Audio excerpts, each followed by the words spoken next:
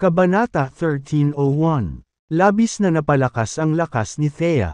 Naniniwala na siya na dapat ay naibalik na ang true energy ni James sa ngayon.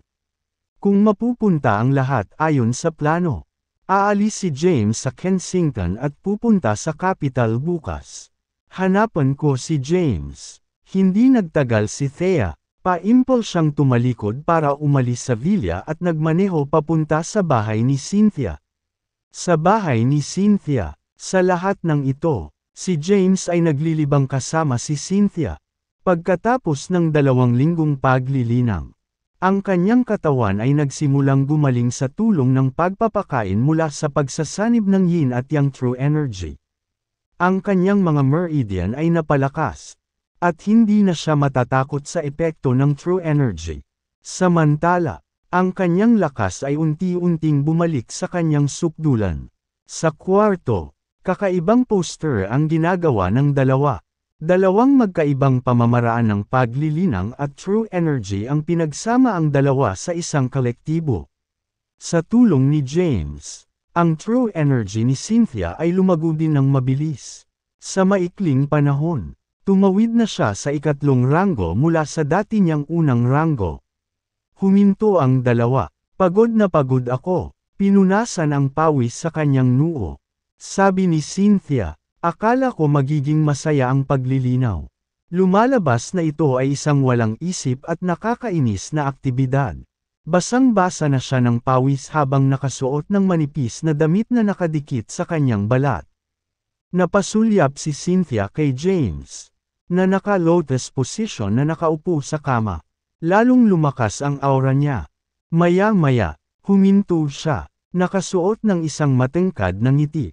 Tumingin si James kay Cynthia at sinabing, pagkatapos ng 2 linggong paglilinang, ang aking mga sugat ay ganap na gumaling. At ang aking lakas ay bumalik sa sukdulan nito. Ang galing! Napasigaw si Cynthia sa tuwa. Salamat, Cynthia, kung hindi dahil sa iyo. Matagal na akong gumaling. Nakangiting sabi ni Cynthia. It was not a waste of time for me. Ang aking tunay na enerhiya ay naging mas malakas. At ako ay tumawid sa 3 ranggo. Ma'am, tumango si James. Ang pamamaraan ng paglilinang na ito ay napaka-mahiwagang. Mahina pa rin ang true energy ni Cynthia. Kung makatawid siya sa 6 na ranggo o maging sa 7 bago ang kanilang susunod na paglilinang ng magkasama. Ang cold energy sa loob ng kanyang katawan ay lubos na magpapalusog sa true yang energy ni James. Sa ganoong paraan, mapapalakas ng husto ang kanyang true energy. Nga pala, ilang araw na ba tayong magkasamang naglilinang? Inilabas ni Cynthia ang kanyang telepono at sinabing, ay 14 na ngayon. Hindi inaasahan ni James na mabilis na lumipas ang oras. Bagamat naging kalmado ang kabisera sa nakalipas na 2 linggo. Isang bagyo ang nanggagaling sa abot tanaw. Gayunpaman, hindi na siya natatakot sa anumang bagay. Si James ay bumalik sa pinakamataas na lakas. Sa kanyang kapangyarihan sa 7 ranggo. Ang Invincible Body CD. At ang 13 Heavenly Swords. Makakalaban niya ang isang 8th rank Grandmaster. At saka, nasa kanya pa rin ang Spirit Turtle's Core, na posibleng mapalakas ang kanyang true energy. Kahit na hindi siya tumawid sa 8 ranggo. Napakalapit niyang maabot ito. Pero bumaba na tayo. Tumayo si James at bumaba sa kama. Habang naka-jacket si Cynthia. Pagkatapos, sabay silang bumaba. Puno ng tawanan ang foyer. Mahal, medyo matagal na dito si Thea. Gayunpaman, sa pagkakataong ito, hindi niya naabala ang sesyon ni James. Nang makita niya si James ay agad itong tumayo at lumapit sa kanya.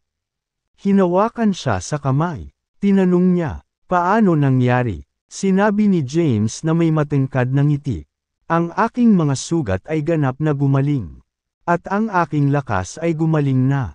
Ang galing. Natuwa si Thea. Kabanata 13:02. Sa wakas, nabawi ni James ang kanyang lakas. Hindi na niya kailangang manatili pa sa tabi ni Cynthia.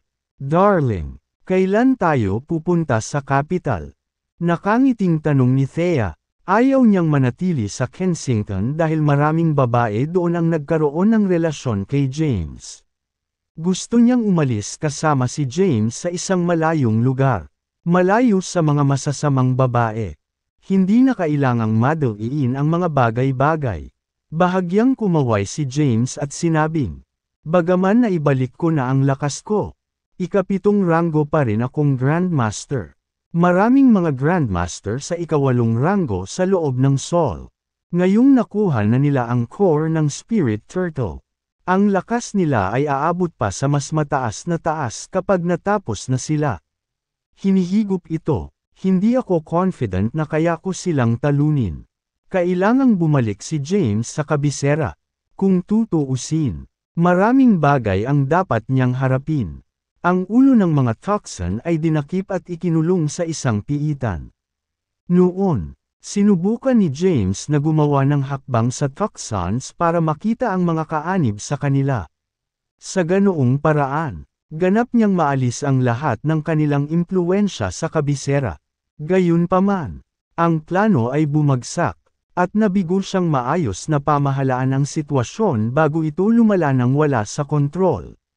Kaya, wala siyang pagpipilian kundi ang magtungo sa Mount Thunder Sect. Congratulations on restore your strength, James. Tumayo si Callan at binati siya. Kahit na kaya mo na ngayong puno ang core ng Spirit Turtle. Pinipigilan mong gawin ito sa ngayon. Narito ang iminumungkahi ko. Subukan mong ibalik ang lakas ko sa ngayon. At babalik muna ako sa kabisera. Samantala, mananatili ka sa likod at puno ang kaibuturan ng Spirit Turtle. Napatingin si James kay Callan. Kahit na ipinangako niya kay Callan na tutulungan niya itong mabawi ang kanyang lakas. Hindi siya sigurado kung gagana ito. Bukod pa rito, si Callan ang supreme leader ng Gu Sect. Bagamat nagkasundo sila, ang kanilang pagkakaibigan ay batay sa premise na ang true energy ni Callan ay nagkalat. Kung tinulungan niya itong pagalingin ang kanyang mga sugat, wala siyang ideya kung ano ang gagawin ni Callan. Wearing a grim expression, Callan said, alam kong wala kang tiwala sa akin. Naiintindihan ko kung mayroon kang ilang reserbasyon tungkol sa akin. Sabi ni James, I'll try my best. Salamat sa pagtitiwala sa akin. Tara, akyat na tayo. Tumalikod si James para umalis. At sumunod naman si Callan sa likuran. Samantala, nakakunot ang noo ni Thea. Hindi niya magawang magtiwala kay Callan. Si Callan ay napakakilalang figure. 100 taon na ang nakalilipas. Siya ay isang 8th rank Grandmaster. Siya ang magiging pinakamakapangyarihang Grandmaster sa mundo kung ibabalik niya ang kanyang lakas. Kung tatalikuran niya si James, mabilis na magiging problema ang mga bagay-bagay. Gayunpaman, dahil pinagkatiwalaan siya ni James, walang pagpipilian si Thea kundi sumunod. Ano bang iniisip mo, Thea? Parang naliligaw ka sa pag-iisip. Sumulyap si Quincy kay Thea at nagtanong. Bahagyang umiling si Thea at umupo. Wala lang. Pagkatapos mag-isip sandali, nagtanong siya, talaga bang nagtitiwala kayo kay Callan? Yes. Sabay-sabay nilang sabi. Magkasama sila ni Callan sa nakalipas na 2 linggo. Tinanggap na nila siya bilang kanilang Panginoon. Si Callan ay isang magiliw na matandang lalaki na nagbuhos sa kanila ng pangangalaga at pag-aalala. Itinuro pa niya sa kanila ang lahat ng nalalaman niya tungkol sa martial arts. Samantala, sinabi sa kanila ni Callan ang tungkol sa maraming bagay ang kaguluhan sa Sol noong unang panahon. Ang labanan laban sa Gu Sect, at ang tunggalian na lumitaw dahil sa iba't ibang konsepto at ideya. Natahimik si Thea nang marinig iyon. Hawak ang malevolent sword sa kanyang kamay. Nawala siya sa pag-iisip. Sa itaas, sa kwarto ni James, nakaupo si Callan sa isang lotus na posisyon sa kama. Tumayo si James sa gilid, na nagsasabing, Callan, Ang pagkalat ng iyong tunay na enerhiya ay naging dahilan ng pagtanda ng iyong mga selula at hitsura. Sa araw na iyon, nagawa kong pigilan ang iyong tunay na enerhiya na tuluyang kumalat at nailigtas ang iyong buhay. Ma'am, tumango si Callan. Talaga, Kabanata 13:03. Pagpapatuloy ni James. Isa lang ang paraan para maibalik ang iyong lakas. Kailangan nating gumamit ng malakas na enerhiya upang maibalik ang iyong sigla. Kapag nabawi mo na ang iyong sigla, natural na gagaling ang iyong mga organo. Pagkatapos, ang tunay na enerhiya na nakatago sa kabuuan ng iyong katawan ay maaaring magising muli. Sa sandaling gisingin mo muli ang iyong true energy. Hindi na dapat masyadong mahirap na mabawi ang iyong lakas. Pagtingin kay James, tinanong ni Callan, anong ideya ang nasa isip mo? Iniisip mo ba ang mga mahiwagang karayom mo? Tumango si James. Oo, simulan na natin. Oo naman. Tumango si Callan. Nahulog ang crucifer na nakapulupot sa braso ni James. Hawak ang crucifer sa kamay. Nagsimulang magbigay ng Callan acupuncture treatment si James. Pinaganya ni James ang true energy na damaloy sa crucifer. Pagkatapos, sinimulan niyang ipasok ang mga karayom sa katawan ni Callan. Nang may pasok ang unang karayom, naramdaman ni Callan ang mainit na sensasyon na bumabalot sa kanyang katawan. Ito ay isang masayang karanasan. Nagpapasok pa ng karayom si James. Sa tunay na enerhiya na mayroon siya, madali niyang may segowa ang lahat ng 81 karayom. Di nagtagal. Tapos na. Hindi maiwasan ni Callan ang manginig. Naramdaman na lang niya ang isang misteryosong enerhiya na umiikot sa buong katawan niya. Hindi lamang iyon. Ang kanyang puting buhok ay naging itim sa kulay. At ang kanyang hitsura ay naging mas kabataan. Hindi nagtagal. Naubos ang enerhiya ni Crucifer. Inilabas ni James ang mga karayom at tumingin kay Callan, na mukhang mas bata ng maraming taon kaysa dati. Gayunpaman, ito ay malayo sa sapat. Tanong ni James, ano ang pakiramdam mo? Natigilan. Napabulala si Callan. Ito ay hindi kapani-paniwala. Sa buong taon na nabubuhay ako, nakita ko ang lahat ng uri ng kayamanan. Gayunpaman, ito ang unang pagkakataon na nakakita ako ng mga mahiwagang karayom. Pakiramdam ko buhay ko ngayon. James, ano ito? Bahagyang ngumiti si James. Crucifer, hindi ito kapani-paniwala. Huminga ng malalim si Callan. Ito ay isang hindi mabibaylang kayamanan. Sa teorya, ang crucifer ay maaaring gamitin upang pahabain ang habang buhay ng mga tao. Paliwanag ni James, hindi sapat ang isang beses lang. Kailangan nating gawin ito ng ilang ulit. Gayunpaman, ang aking true energy ay ganap na naubos. Kailangan ko ng panahon para mabawi sila. Naiintindihan ko. Tumango si Callan. Binawi ni James ang crucifer at sinimulang ibalik ang kanyang true energy. Sa loob lamang ng ilang oras, ang kanyang true energy ay ganap na naibalik. Pagkatapos, sinimulan niyang ipasok muli ang mga karayom sa katawan ni Callan. Sa pagkakataong ito, naging mas bata si Callan.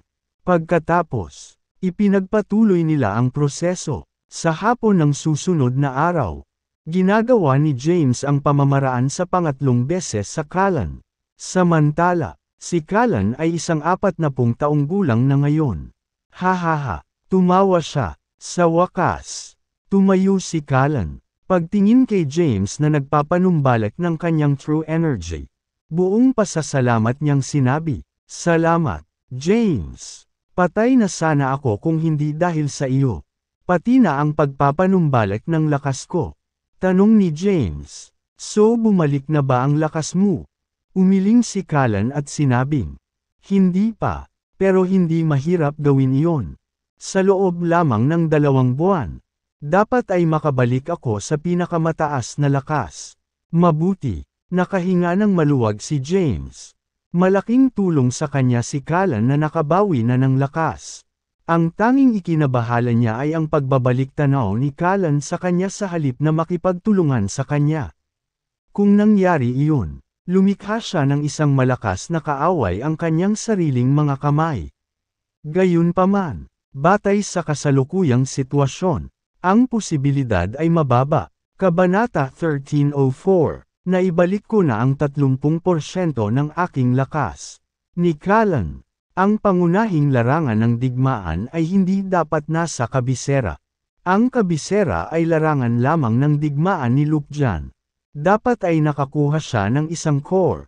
6 na buwan na ang lumipas. At maaaring napino na niya ito.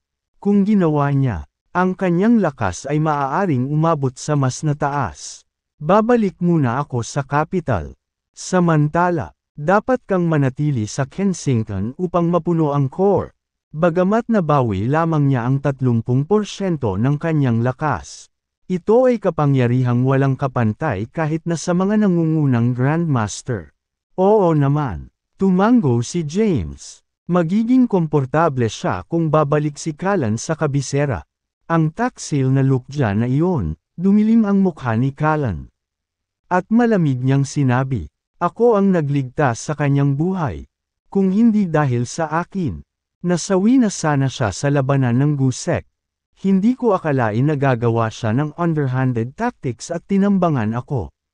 Gayunpaman, minamaliit niya ako. Or else, namatay na talaga ako sa kamay niya. Tumingin sa kanya si James at nagtanong, ano ang plano mong gawin pagkatapos bumalik sa capital? Pagkatapos ng maikling pagninilay-nilay, sinabi ni Callan, ambisyoso si Lukjan at gutom sa kapangyarihan. At ang pinakalayunin niya ay ang posisyon ng hari. Sa pamamagitan lamang ng pagiging hari o pag-angat ng isang puppet sa kanyang lugar na maaari niyang wakasan ang mga bagay sa paggalaw. Sa loob ng isang siglo, ang Gusek ay malalim na nakaimbed sa loob ng pagkakatatag ni Saul. Sa tingin ko, lilipol ko muna ang mga labi nila.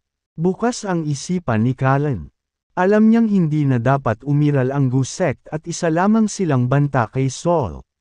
Susubukan kong makipag-ayos kay Lukjan sa pagbalik sa capital. Mas mabuti kung maaari kong patuloy na pamunuan ang Gusek. Kung hindi, wala akong magagawa kundi lipulin sila. Bahagyang tumango si James. Natutuwa siya na si Callan ay kapareho niya ng opinyon. Nauubusan na tayo ng oras. Dapat akong umalis. Hihilingin ko sa Blythe King na ayusin ang isang eroplano para sa iyo. Oo naman. Masayang tinanggap ni Callan ang kanyang alok. Pagkatapos, nagsimulang mag-ayos si James para sa pagbabalik ni Callan sa capital. Pagkaalis ni Callan, nakapagpahinga na rin si James.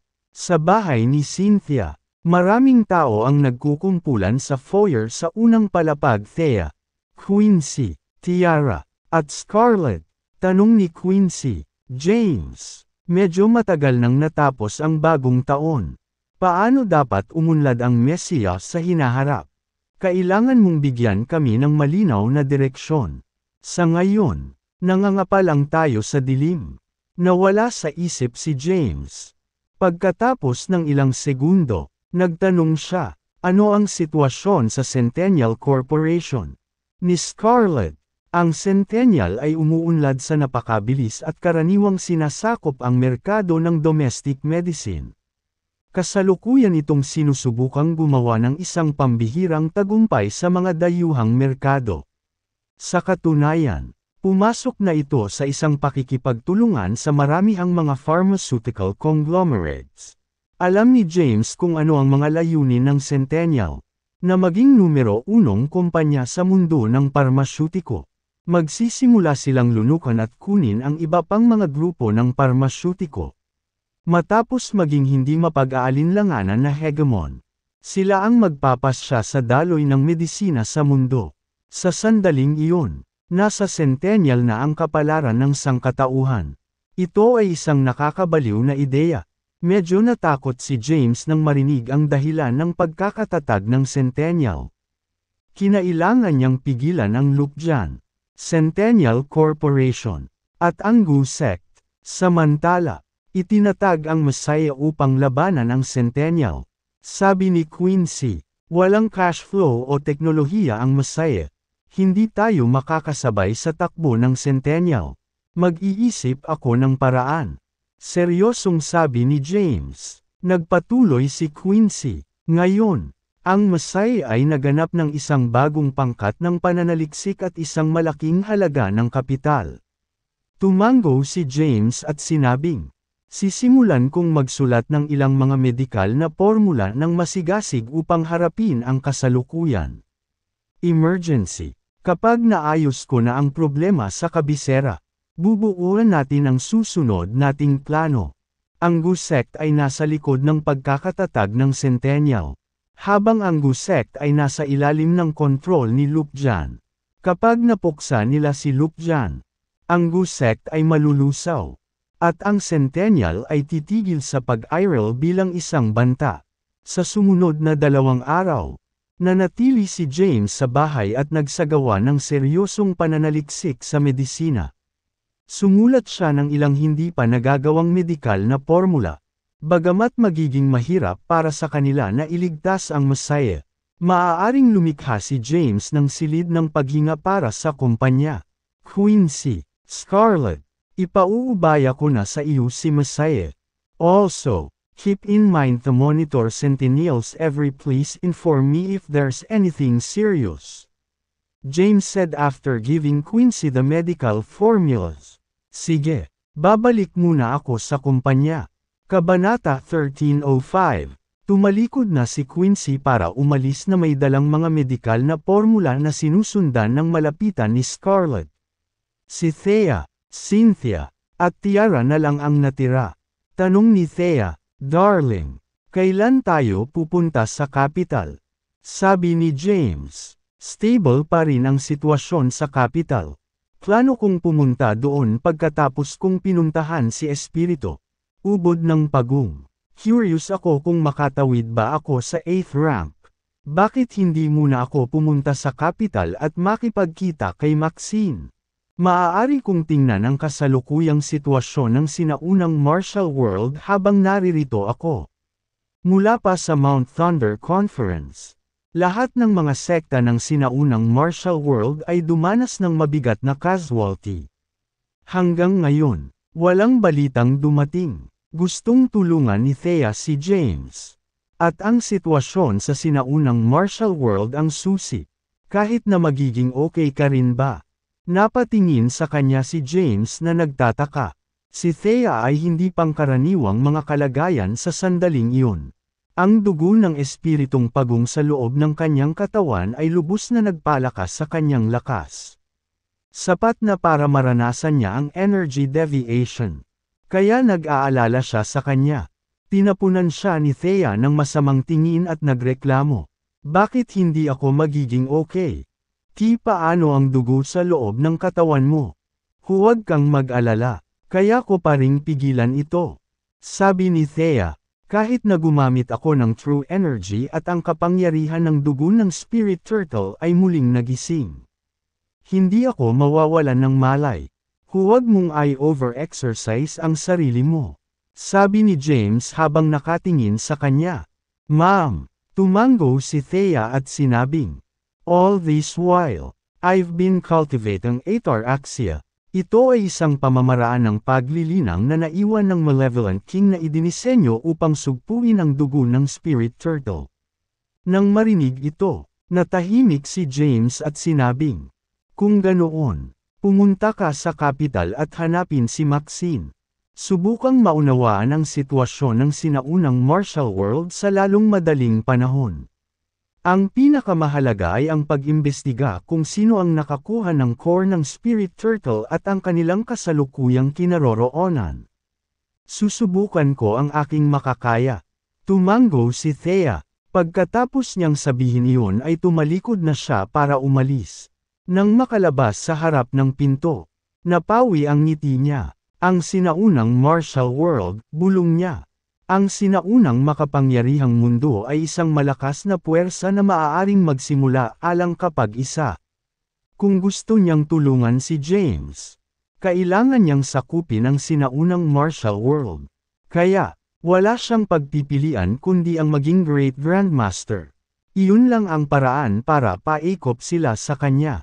Kailangan kong maging Great Grandmaster ng sinaunang martial world. Hawak ang malevolent sword sa kanyang kamay.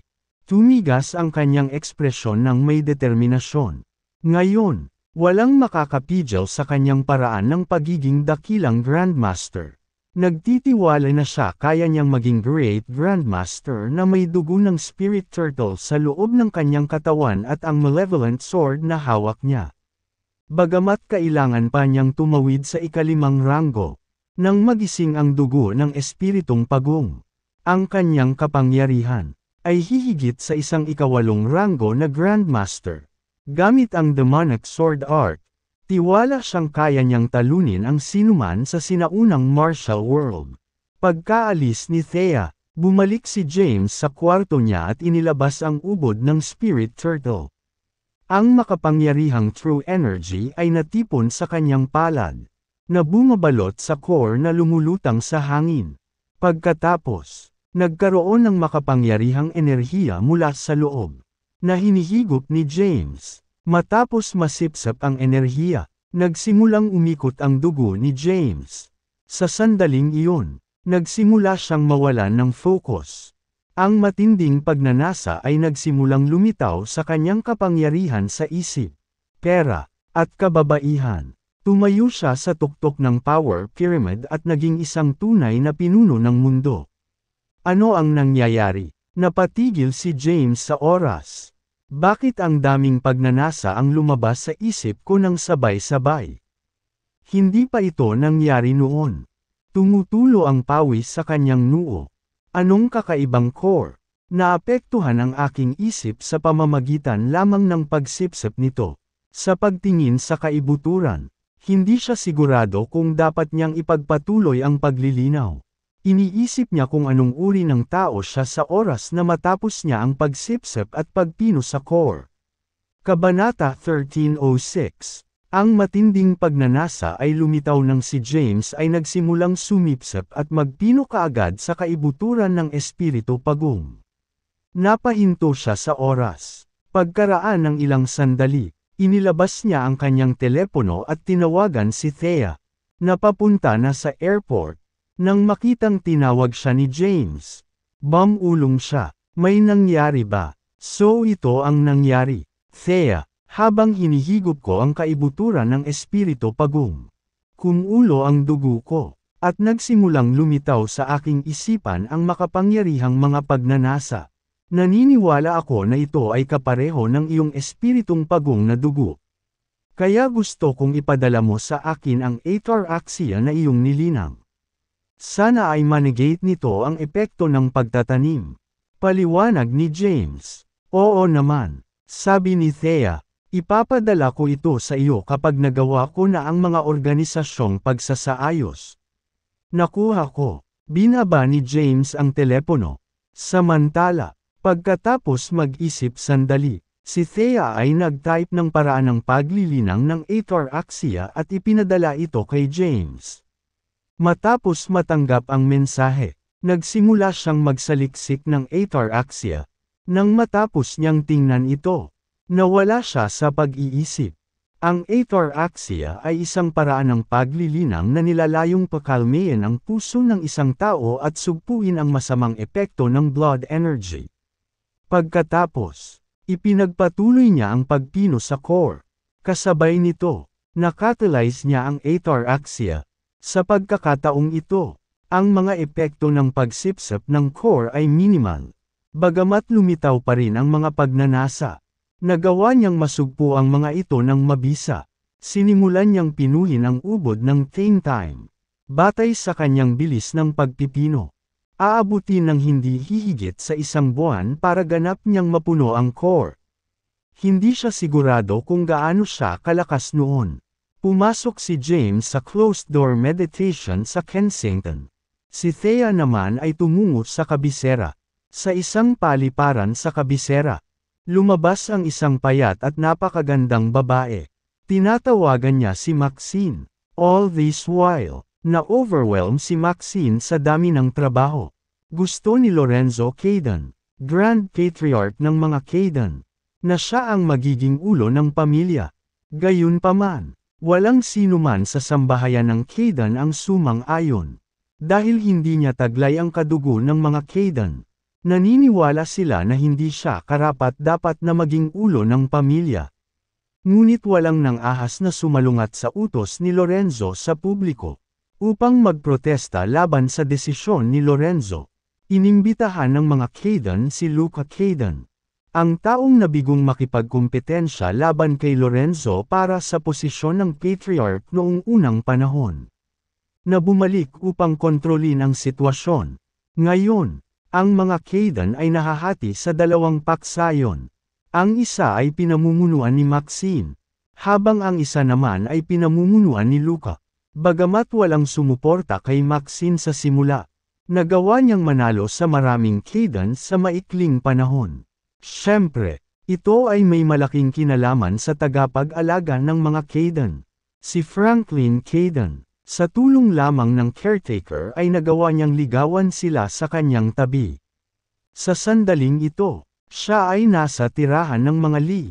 Sa sala ng tirahan ng mga Lee, isang babaeng mukhang kaakit-akit ang tumitig kay Maxine. Pinuri siya, "Maxine, hindi ko inaasahan na ikaw ang magiging padre de pamilya ng mga Kayden." Napangiti si Maxine, "Matriarch of the Lees, salamat lang sa Grand Patriarch of the Kaydens na nagawa kong pansamantalang kontrolin ang mga gawain ng pamilya. Ngayon, naparito ako para talakayin ang pakikipagtulungan sa mga Lee."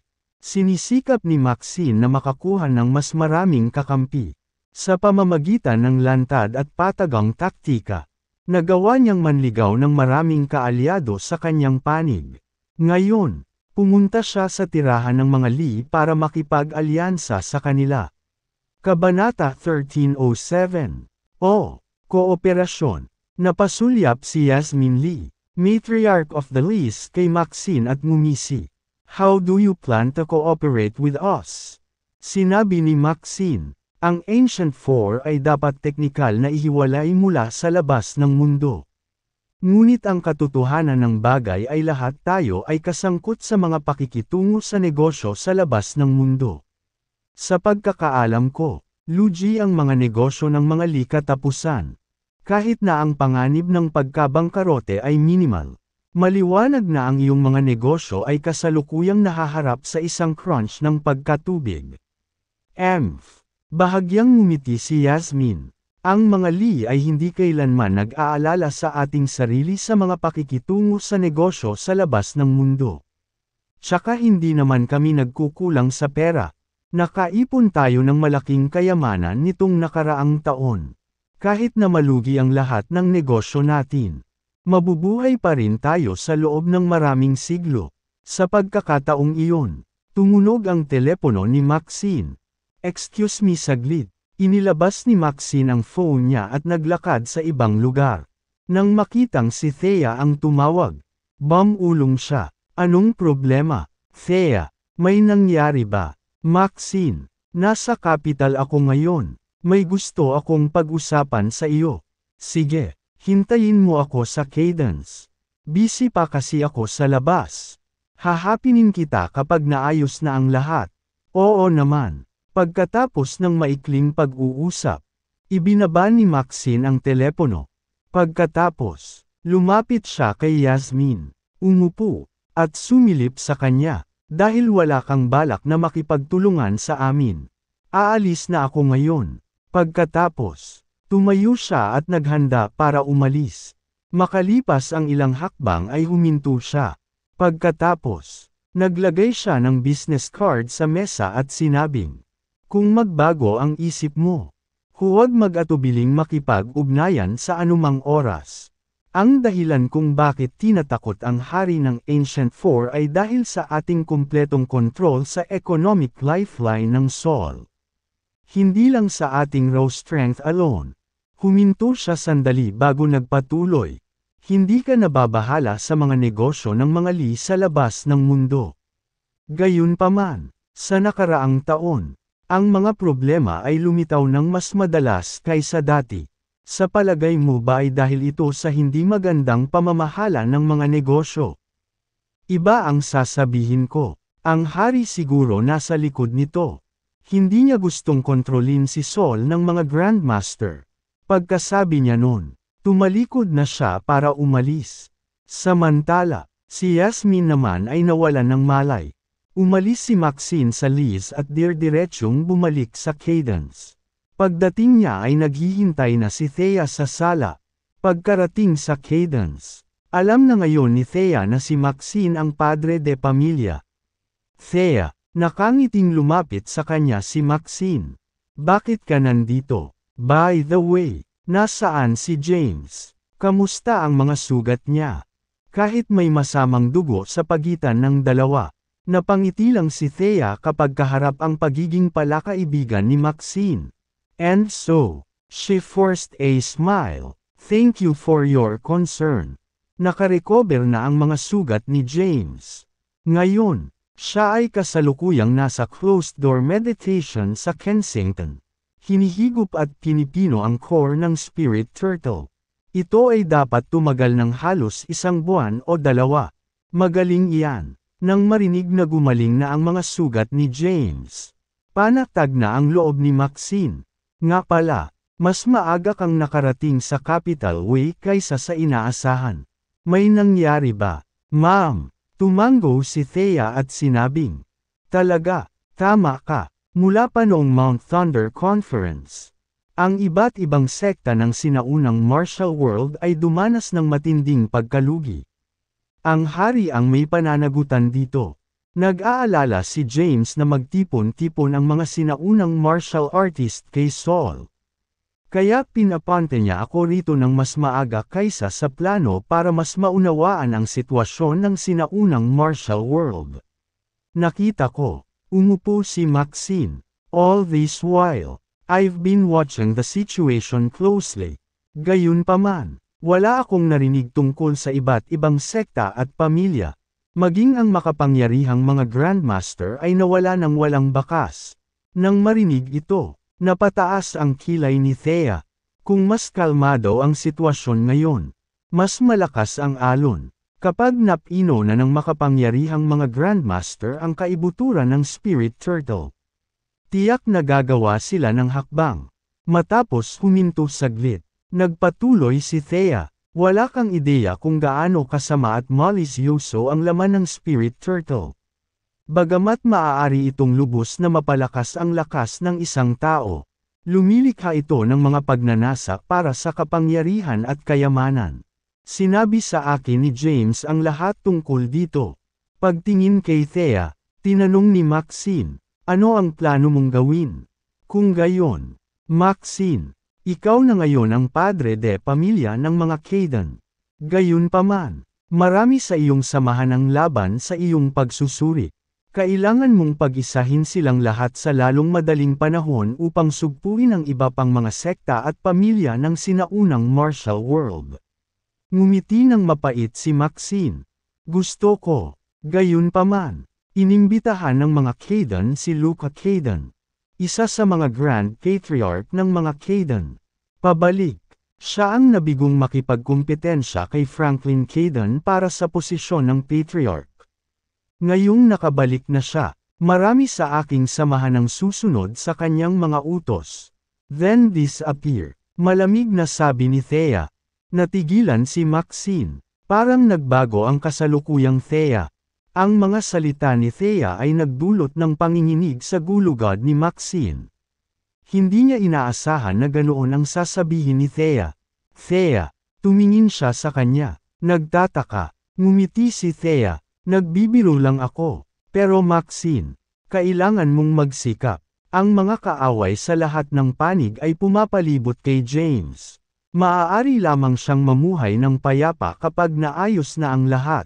Kung hindi, hindi siya mabubuhay ng komportable. Alam ko, hindi masyadong iniisip ni Maxine ang mga sinabi ni Thea. Instead, she said dejected, gusto ko talagang tulungan si James. Sinubukan ko talaga, pero masyado akong mahina. Walang sinuman sa Kaidan ang kusang tatanggap sa akin bilang pamilya. Ulo, mayroon ding luka na dapat ipag-alala. Huminga ng malalim si Maxine. Nanatiling tahimik si Thea, hindi man niya gusto si Maxine. Alam niyang matalinong babae si Maxine. Sa tulong niya, makakahinga si James. At saka, masasabi niyang may crush si Maxine kay James. Hanggat na secure ni Maxine ang kanyang posisyon bilang ulo ng pamilya. Dapat nilang mapanagan ang maraming sekta at pamilya ng sinaunang martial world. May kailangan pa akong harapin. Mag-leave ako. Hindi nagtagal si Thea. Tumalikod siya at umalis. Nakatitig sa umaatres na figure ni Maxine. Napakunot ang noo ni Maxine. Ano ang nangyayari? Bakit pakiramdam ko nagbago na siya? Hindi na siya si Thea from before. Ipinilig niya ang kanyang ulo. Isinantibi niya ang kanyang iniisip. Iniwan ni Thea ang Cadence. Pagkatapos, nagtungo siya sa isang 5-star hotel sa capital at nagbook ng presidential suite. Inilabas niya ang kanyang telepono at tinawag ang God King Palace na namamahala sa capital. Pagkatapos niyang tumawag ay naghintay siya sa kwarto. Makalipas ang kalahating oras, may kumatok sa pinto. Binuksan ni Thea ang pinto. Isang lalaki ang nakatayo sa labas. Nakasuot siya ng itim na jacket, cap, at itim na maskara. Pasok ka. Pumasok si Thea sa kwarto habang nakasunod ang lalaki sa likuran. Sa kwarto, umupo si Thea sa sofa. Samantala, tumabi sa kanya ang lalaki. Sumulyap sa kanya. Utos ni Thea, tanggalin mo yang maskara mo. Ano? Nag-alinlangan ang lalaki habang nagsasalita sa paos na boses. Young mistress. Ayon sa mga alituntunin ng God King Palace, hindi namin pinapayagang tanggalin ang aming mga maskara sa anumang pagkakataon. Swish! Bago pa niya matapos ang kanyang pangungusap, may espadang idiniin sa kanyang leeg. Pambihira ang bilis na hindi man lang siya nakapag-react. Malamig na sabi ni Thea, inuutusan kitang tanggalin ang maskara mo. Basang-basa ng pawis ang lalaki. Pagkaraan ng ilang sandali, naalala niya ang kanyang sarili at dahan-daang tinanggal ang kanyang maskara. Sa wakas ay natano ng mabuti ni Thea ang kanyang mukha. Siya ay nasa 40 taong gulang. At ang kanyang hitsura ay karaniwan. Alam niya na ang lalaking nasa harap niya ay ang taong namamahala sa capital at isa sa 10 elder ng God King Palace. Isa siyang third-rank grandmaster. Para sa iba, wala siyang impormasyon. Kahit ano. Ano ang iyong pangalan? Binawi ni Thea ang kanyang espada. Umupo, at malamig na nagtanong. Binibini. Ang pangalan ko ay Noah Mason. Mabuti naman, sabi ni Thea. Simula ngayon, magtatrabaho ka na sa akin. Huwag mong ilabas ang anumang iuutos ko sa iyo, lalo na sa pinuno. Kung hindi, malamig ang ekspresyon ni Thea. Ang kanyang malamig na dugo at walang awa na ekspresyon ay nagdulot ng panginginig sa gulugod ni Noah. Siya pa rin ba ang Thea noon? Tandang-tanda pa niya na isa itong ordinaryong babae 2 buwan lang ang nakalipas. Ngayon, ang isang ekspresyon niya ay sapat na para maging malamig ang kanyang dugo. Iyang mistress, pinagtaksilan mo ako sa leader. Kapag nalaman niya ito, dudurugin niya ako. Pinagpira-piraso ka. Malamig na sinabi ni Thea. Gusto mo bang patayin kita ngayon? Kitang-kita ni Noah sa kanyang ekspresyon na hindi siya nagloloko. Huminga siya ng malalim at nagtanong. Ano ang gusto mong gawin ko?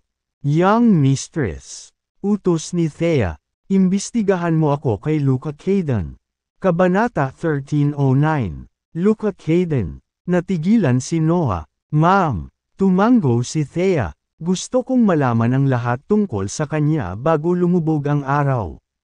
Na-dismiss ka, naiintindihan. Hindi nagtagal si Noah at tumalikod na para umalis. Pagkalabas niya ng hotel room, nanlambot ang katawan niya. Makalipas ang mahabang panahon, tumayo siya na may suot na malungkot na ekspresyon. Tinitimbang niya ang kanyang mga pagpipilian at kung dapat niyang ihayag ang mga utos ni Thea sa pinuno. Gayunpaman, pagkatapos ng pag-iisip tungkol dito, naniniwala siya na hindi ito dapat maging seryoso. Kaya, nagpasya siyang huwag sabihin sa kanya. Pagkatapos, mabilis siyang umalis at nagsimulang mag-imbestiga kay Luca Caden. Samantala, naghihintay si Thea sa hotel. Mahusay si Noah. Maya-maya, bumalik siya. Young mistress, narito ang lahat ng kailangan mo. Kinuha ni Thea ang mga dokumento at pinagmasdan. Si Luca Caden ay anak ni Bennett Caden at tiyuhin nina Thomas at Tobias. Matapos mabigang makipagkumpetensya laban kay Lorenzo para sa posisyon ng patriarch, umalis siya sa kapital nang siya ay natalo at nagkaroon lamang. Bumalik muli. Ang impormasyon ay nagpakita na si Luca ay isang ipitong rango na Grandmaster. Gayunpaman, alam lamang ito sa pamamagitan ng opisyal na paraan. Walang nakakaalam ng tunay niyang lakas. Hindi lang iyon, nabunyag na mayroon siyang 4 na makapangyarihang eksperto na nagtatrabaho para sa kanya. Lahat sila ay mga Grandmaster sa ika-4 na rango. Pagtingin sa mga dokumentong ito, kamakaway si Thea, malaya kang pumunta. Tumingin si Noah kay Thea at nagtanong, Young mistress, bakit mo iniimbestigahan si Luca Caden? Tinitigan siya ni Thea at malamig na sinabi, Mind your own business. Naiintindihan. Nagmamadaling umalis si Noah. Tumayo si Thea at tinungo ang balcony. Dahil ito ang ika-28 palapag. Natatanaw niya ang mataong lungsod sa di kalayuan. Luca Caden, bulong niya. Dapat ba siyang lipulin? Siya ay nag-aalangan. Si Luca ay anak ni Bennett at tiyuhin nina Thomas at Tobias. Siya ay isang matanda na iginagalang sa loob ng sambahayan ng Caden. Ano ang gagawin niya kung sisihin siya ni James sa pagkamatay ni Luca? Ano ang gagawin niya kung sisisihin siya ni Sir Caden? Gayunpaman, naging hadlang si Luca sa paraan ni Maxine na maging ulo ng pamilya. Paano ay secure ni Maxine ang kanyang posisyon kung hindi niya ito inalis? Paano niya matutulungan si James nang hindi sinigurado ni Maxine ang kanyang posisyon bilang ulo ng pamilya? Nakatali si Thea, hindi niya magawang magdesisyon. Kailangan niyang mamatay. Pagkatapos ng malalim na pag-iisip, dumilim ang mukha niya. Gayunpaman, kailangan niyang ilihim ito kay James at sa iba pa. Nang magpalat na siya, lumabas siya ng kwarto pagkatapos magsuot ng maskara. Sa Cadence, si Luca ay nakikipag-usap sa maraming mahahalagang tao sa pamilya. Grand Patriarch, para matapos na ito minsan at para sa lahat. Si Maxine ay kailangang mamatay. May mga nagmungkahi na tanggalin si Maxine. Isang matandang lalaki na nasa 70 taong gulang ang nangunguna. Nakasuot siya ng sinaunang costume. Wearing a frustrated look on his face, he said, Matagal ko na siyang patayin kung kaya ko. Gayunpaman, tiyak na hindi hahayaan ni Lorenzo na mag-slide ito. Kung gayon, ano ang dapat nating gawin? Hindi naman kailangang madaliin ang mga bagay-bagay. Wala siyang pagkakataon laban sa akin. Paglaruan na lang natin siya sa ngayon. Sa sandaling iyon, isang bagzo ng hangin ang bumukas sa pinto. Anong nangyari? Saan nanggaling ang hangin? Nataranta ang lahat. Kabanata 13:10. Ang mga Caden ay pawang mga pinagkakatiwalaan ni Luca, na dinala niya mula sa sambahayan ng Caden sa Southern Ridge. Sinamahan nila siya sa Southern Ridge matapos niyang mabaigo na muli ang posisyon ng Patriarch noon pa man. Ang ilan ay mga Caden mula sa kabisera na pinamunuan ni Carson Caden. Hindi sila nasisiyahan sa pagiging padre de pamilya ni Maxine. Kaya naman sinundan nila si Luca. Humigit kumulang 30 sa kanila ang nagtipon at pinag-usapan kung paano hahaharapin si Maxine at paalisan siya kay Cadence. Biglang bumukas ang pinto ng malakas na hangin. Marami ang tumingin sa nakabukas na pinto na may pagtataka sa mga mukha. Nang isasara na ng isang kabataang si Kaden ang pinto. Swish! Napaatras ang binata at natambak. Isang multo. Sigaw niya. Isang taong nakamaskara ng multo ang lumitaw sa labas ng pinto. Ang maskara ng multo ay natatakpan ng dugo, na kung saan ay masisilayan ang sinumang masilip ito. Samantala, ang taong nakamaskara ng aswang ay nakasuot ng itim na kapote, habang may hawak na mahabang espada sa kanyang kamay. Sino ang nang-ahas na manghimasok sa mga Kaden?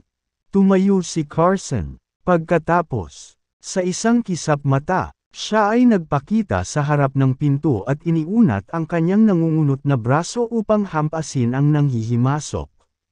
Ang nanghihimasok ay si Thea na nakadisguised. Gusto niyang tulungan si James na lutisin ang usapan sa kabisera upang makabalik si Saul sa kapayapaan. Sa ganoong paraan, mabubuhay si James ng isang liblib at komportableng buhay kasama siya. Gayunpaman, ayaw niyang malaman ni James na nagpractice siya ng demonic sword at ginamit ang kapangyarihan ng dugo ng spirit turtle. Samantala, magiging malaking asset si Maxine kay James. Nais ni Thea na alisin ang lahat ng mga hadlang sa paraan ni Maxine. Si Carson ay isang makapangyarihang grandmaster din. Bagaman hindi siya maihahambing sa pinakamakapangyarihang mga figure, hindi siya pushover. Isang hampas mula sa kanyang palad ang nagtataglay ng malaking kapangyarihan. Itinaas ni Thea ang kanyang kamay, at ang malevolent sword sa kanyang kamay ay pinawi ang kanyang suntok. Tinamaan ni Carson ang malevolent sword, ngunit pinalipad siya ng ilang metro ang layo at bumagsak sa lupa. Umikot ang kanyang blood energy, at samuka siya ng isang subo ng dugo. Hawak ang malevolent sword sa kanyang kamay. Pumasok siya sa silid. Nang makitang kahit si Carson ay hindi makalaban kay Thea, napaatras ang mga kabataan sa takot.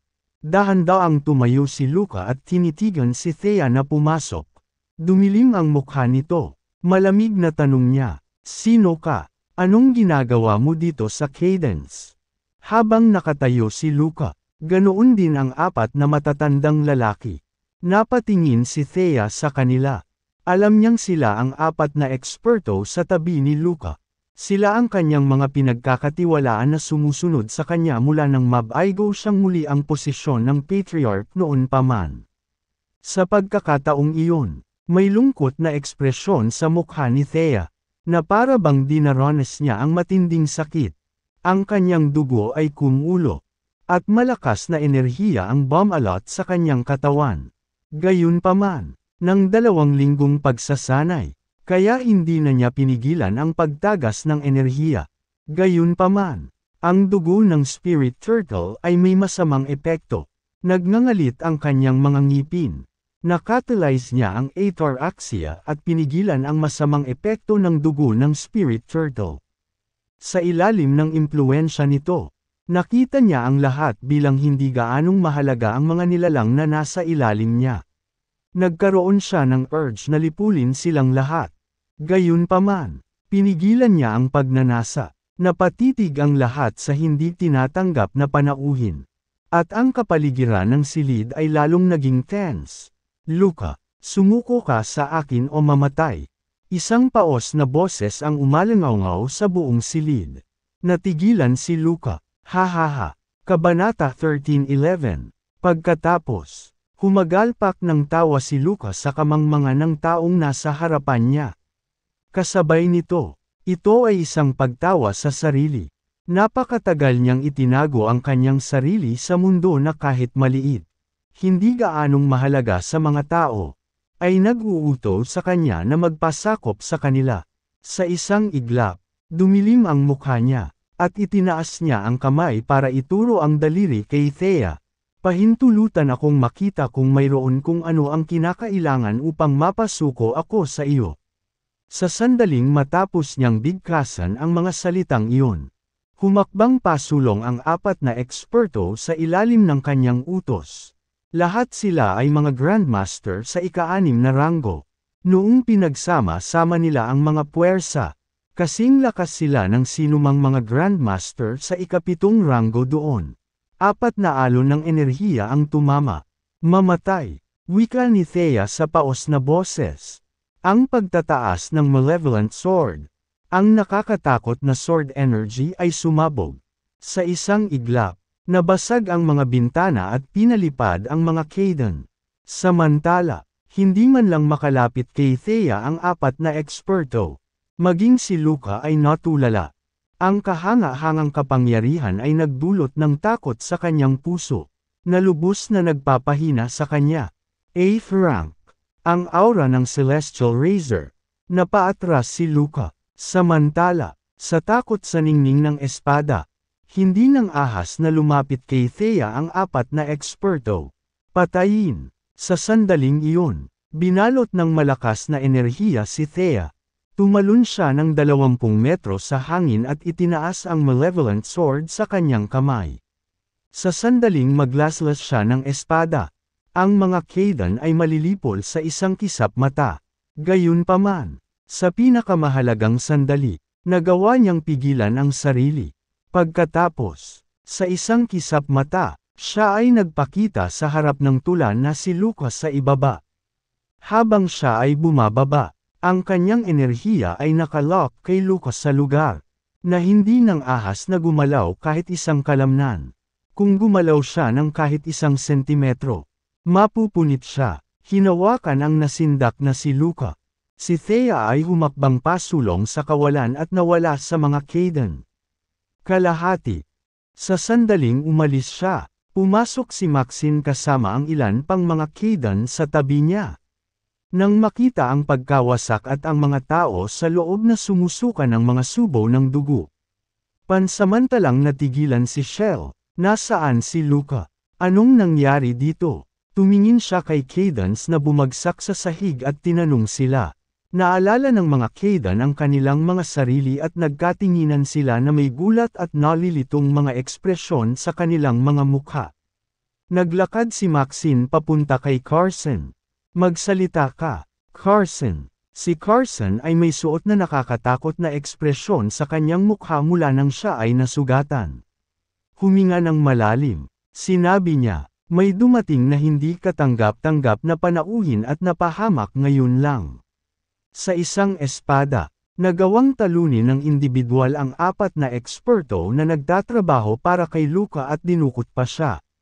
Ano? Dinukot si Luca. Nagdilim ang mukha ni Maxine. Alam niya ang lakas ni Luca. Siya ay isang ipitong ranggo na Grandmaster. Kahit isang 8th rank Grandmaster ay hindi maaaring dukutin siya ng madali. Sino yun? Natigilan na tanong ni Maxine. Ewan ko ba? Nakamaskara yung tao. Hindi ko maaninag ang kanyang edad o hitsura. Alam ko lang na ang mga tao ay dapat na hindi bababa sa isang 8th rank Grandmaster. Hindi lang iyan. Malamang na siya ay isang 8th rank Grandmaster sa loob ng mahabang panahon. 8th rank. Nagdilim ang mukha ni Maxine. Mayroon lamang isang maliit na bilang ng mga 8th rank Grandmaster sa Seoul. At halos lahat sila ay ipinakita sa Mount Thunder Conference. Siya ba ay isang may hawak ng espada? Oo, ito ay isang itim na espada na tumatama sa takot sa ating mga puso. Sabi ni Carson, isang itim na espada. Nawala sa isip si Maxine. Nasaksihan niya ang matinding labanan laban sa pagong na espiritu hindi pa nagtagal. Walang gamit ng itim na espada. Sino kaya iyon? Tumigas ang ekspresyon niya. Kabanata 13:12. Sa isang berdeng kalsada sa tabi ng isang suburb ng capital. Isang taong nakasuot ng nakakatakot na mukhang maskara at isang itim na kapote ang biglaang itinabi ang isang matandang lalaki. Ang matandang lalaki ay si Luca. Malakas siyang bumagsak sa lupa. Pagtingin kay Thea na nakatayo sa harapan niya, dumilim ang kanyang nangungunot sa mukha. Sino ka? Bakit mo ako dinala dito? Si Luca ay natatakot para sa kanyang buhay. Sa harap ng mabigat na Thea, wala siyang hanggarang makipaglaban dito. Hindi niya alam kung sino ang taong nasa harapan niya at kung bakit niya ito dinala rito. Naramdaman na lang niya ang paglamig ng kanyang dugo habang dumadaloy ang mga panginginig sa kanyang gulugod. Nanlilisik kay Luca. Nagsimulang tumahimik ang dugo ni Thea. Alam na alam niya ang kanyang ginagawa. Luca, dalawa lang ang pagpipilian mo. Mamatay o sundin ang mga utos ko. Sinadya ni Thea na magsalita sa paos na boses para lituhin si Luca. At least ipaalam mo sa akin kung sino ka. Gayunpaman, bago niya natapos ang kanyang pangungusap, isang malamig na espada ang idiniin sa kanyang leeg. Hindi ka karapat dapat na malaman. Basang-basa na ngayon si Luca sa pawis. Ramdam niya ang papalapit na kamatayan. Napakalakas ng taong nasa harapan niya kaya nanginginig siya sa takot. Alam niyang mamamatay siya kapag susuwayin niya ang taong nakasuot ng nakakatakot na maskara. Pakikinggan kita, nagmamadali niyang sinabi. Pwede ko bang malaman kung ano ang mga order mo? Para mabuhay, wala siyang choice kundi magpakita ng paggalang. Umalis sa kabisera at bumalik sa Southern Ridge. Huwag makialam sa internal affairs ng Caden household sa capital. Sabi ni Thea, nang marinig ito, natigilan si Luca. Yun ba yun? Ang taong nauna sa kanya ay nagpakahirap na dukutin siya dito para lang sabihin sa kanya na bumalik sa Southern Ridge at huwag makialam sa mga panloob na gawain ng sambahayan ng Caden sa capital. Sa sandaling iyon, pinaghihinalaan niya ang pagkakakilanlan ng lalaking nakamaskara. Pang-8 ranggo, hindi kaya si Bennett Caden, ang kanyang ama. Naniniwala siyang malamang. Bagamat sinabi ni Maxine na gumawa ng hakbang si Tobias laban sa kanyang ama. Wala pang nakita sa kanyang bangkay. Baka buhay pa siya. Bukod dito, tanging si Bennett lang ang magpapakita ng ganoong pag-aalala para sa mga Caden. Naiintindihan. Hindi siya nagdadalawang isip. Ang lahat ng mapayapa at walang nangyari mga taon sa Southern Ridge ay napurol ang kanyang pakiramdam. Hindi na niya hinanggad na maging pinuno ng pamilya ng mga Caden. Dumating lang siya dahil inimbitahan siya ni Carson. Tsaka muling nagsalita si Thea. Oo, sa paniniwalang ang taong nasa harap niya ay maaaring si Bennett. Magalang na nagsalita si Luca. Kabanata, iniutos ni Thea, kapag bumalik ka sa Southern Ridge, imbestigahan kung may mga bawal sa Sol at subukang kunin sila sa iyong panig. Nang marinig ito, natigilan si Luca habang nagtanong. Ano ang silbi ng pagwawagi sa mga mandar-ambong? Wala kang pakialam. Tumalikod na si Thea para umalis. Kahit nakaalis na siya, umalangaw-ngaw pa rin ang boses niya sa buong lugar. Umalis sa capital at bumalik kaagad sa Southern Ridge. Gawin ang sinabi ko sa lalong madaling panahon. Malapit na kitang kontaken. Kung matutuklasan ko na mayroon kang mga plano na sumalungat sa akin. Ang cadence ng Southern Ridge ay malilipol. Nang marinig ang malamig na boses ni Thea, naramdaman ni Luca ang panginginig sa kanyang gulugod. Ang mga Caden ng Southern Ridge ay lilipulin. Hindi ito maaaring ama. Walang paraan na sasabihin niya. Walang pusong bagay, bulong ni Luca. Nang makaalis si Thea ay dahan-dahan siyang tumayo. Bumalik sa Southern Ridge. Wala siyang ibang pagpipilian. Siya ngayon ay pinuntirya ng isang makapangyarihang figure. Kung hindi niya ginawa ang sinabi at bumalik sa Southern Ridge, tiyak na malipol ang mga Caden doon. Matapos huminga ng malalim, kinaladkad niya ang kanyang matanda sa katawan at bumalik sa mga Caden. Sa pagbabalik, napagtanto niya na si Maxine ay nagpatawag ng maraming mahahalagang tao sa pamilya at tinatalakay ang nangyari kanina. Ama, Lolo, Kabanata 13:13, Luca. Nang makitang bumalik si Luca, marami ang may ngiti sa kanilang mga mukha. Tumingin si Luca kay Maxine habang sinulyapan ang mga Caden na nandoon. Ang isa sa 4 na eksperto ay humakbang at nagtanong, Sir, sino ang nag-alis sa iyo? Bahagyang iwingayway ni Luca ang kanyang kamay at pinutol siya. Nanatili siyang tahimik habang nakatingin kay Maxine. Pagkatapos, lumapit ito sa kanya at huminto sa harap niya. Nang maramdamang may hindi tama kay Luka, walang kamalay-malay na tumayo si Maxine at napaatras. Ano ang sinusubukan mong gawin? Haha, biglang humagalpak ng tawa si Luka. Naguguluhan ito kay Maxine. Maxine Kayden, ikaw na ang magiging pinuno ng pamilya ng mga Kayden mula ngayon. Sabi ni Luka, natigilan ang lahat sa narinig. Ano ang ibig mong sabihin? Grand Patriarch Luka, hindi ka makakagawa ng kompromiso sa kanya. Paano magiging ulo ng pamilya ang isang batang babae na tulad niya? Kung makikipagkompromiso ka, ang mga Kayden ay mapapahamak. Marami ang sumigaw. Lumingon si Luka at tumingin sa kanila. Sinabing, mga Kayden ng Southern Ridge. Bumalik ka agad sa Southern Ridge kasama ko. Tapos, tumalikod na siya para umalis. Nagkatinginan ang lahat. May gulat at gulat na mga ekspresyon sa kanilang mga mukha. Wala silang ideya kung ano ang nangyayari. Bakit parang ibang tao bigla si Luka pagkatapos madala? Ang mga Kayden ng Southern Ridge ay bigo at walang pagnanais na umalis. Gayunpaman, dahil isa siya sa pinakamaraming miyembro ng pamilya, walang nang ahas na suwiin ang kanyang mga utos. Kaya, unti-unting umalis ang mga Kayden ng Southern Ridge.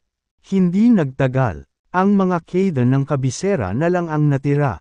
Habang pinagmamasdan niya ang mga umaatres na figure ng Kaydens of the Southern Ridge.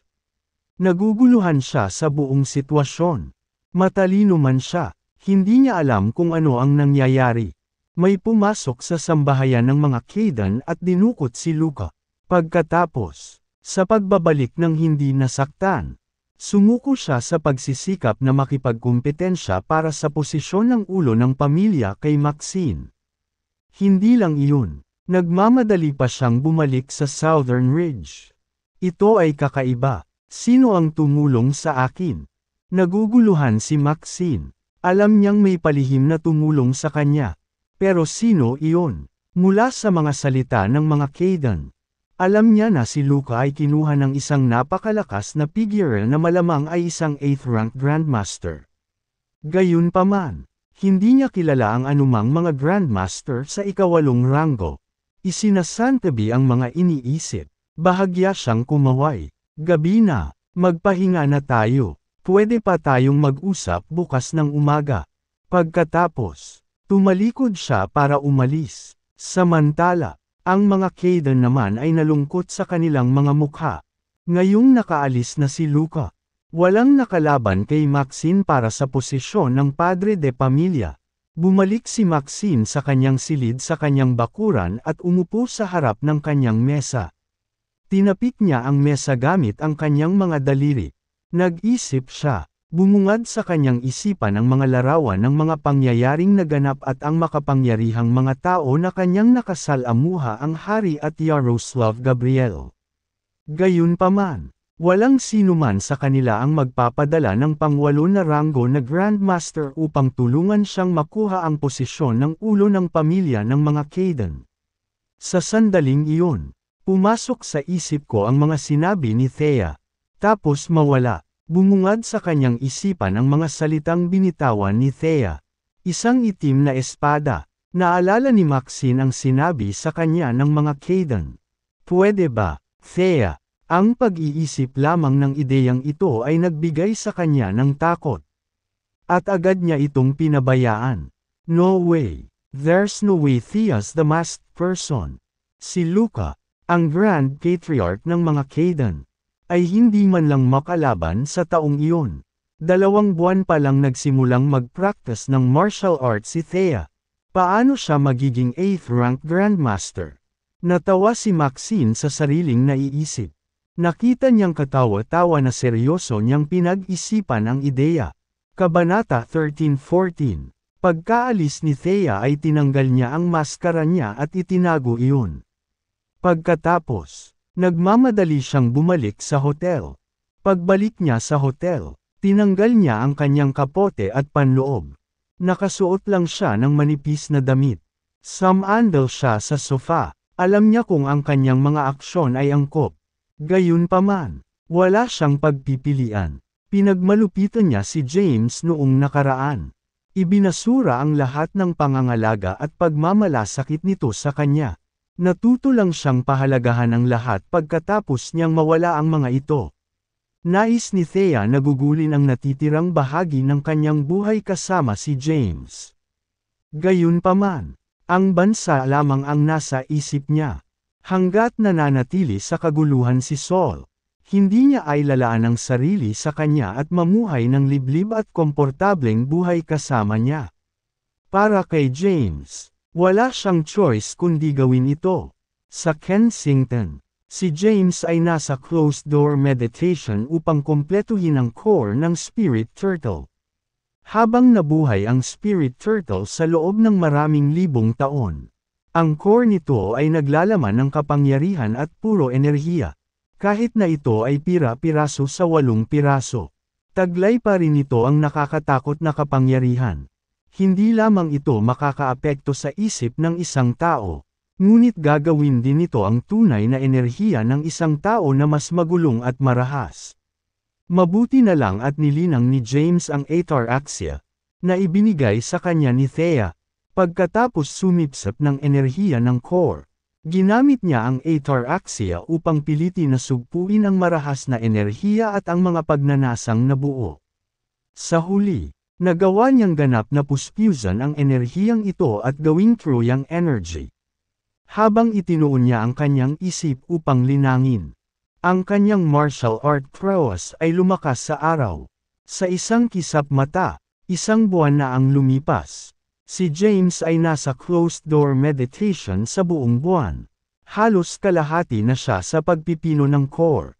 Sa sandaling iyon, tumawid na siya sa tuktok ng ika-7 ranggo at isang hakbang na lamang ang layo mula sa pag-abot sa ika-8 ranggo.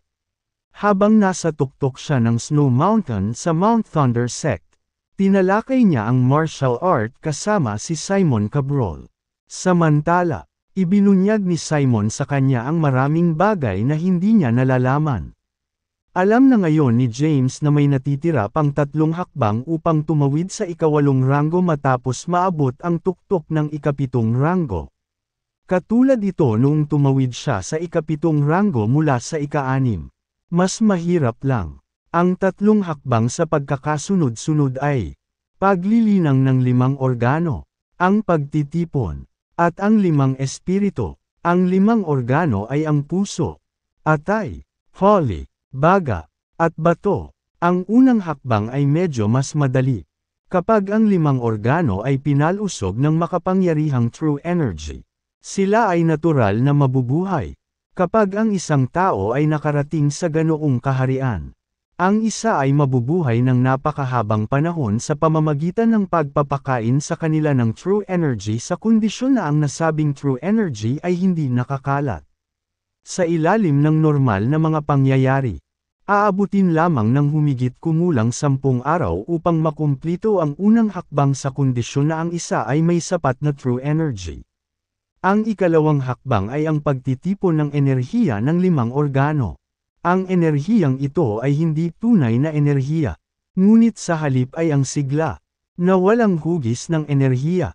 Ang ikatlong hakbang ay ang 5 espiritu. Kapag ang isa ay nakarating sa ganoong kaharian, ang isa ay tatawid sa ika-8 ranggo, ang Celestial Razor. Samantala, ang lahat ay direkta o hindi napunta sa true energy. Kung mas malakas ang true energy ng isang tao, mas mabilis na maabot ng isa ang ikatlong hakbang. Napatingin si James sa natitirang core sa kamay niya. Kalahati na lang ang natitira.